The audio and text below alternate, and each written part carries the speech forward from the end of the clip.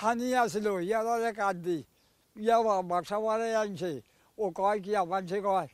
কেন হানির ভিতরে মাটি দিব তো আমি মানে করছি ও আমার মায়লা আমি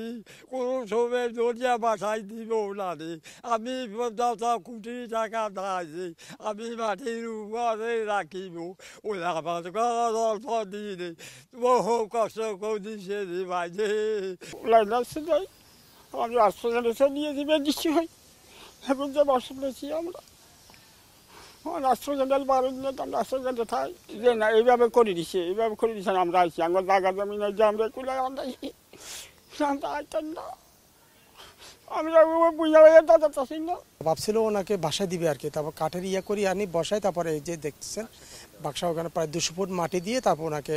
কবরস্থ করা হয়েছে দাফন করা হয়েছে আর কি তখন তো ভয়াবহ পানির অবস্থা ছিল খারাপ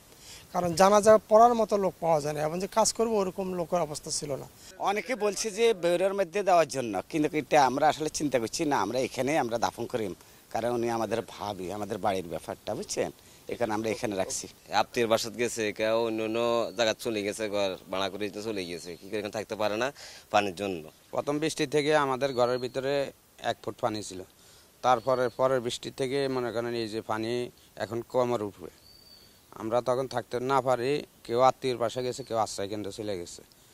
বহুত কষ্টতে আছে আমরা ছেলে মেয়ে নিয়ে সুইচ গেটটা হলো মাত্র 5 ফিট বাই 5 ফিট এই কারণে আমাদের এই খালের পানিগুলা নিষ্কাশন হয় না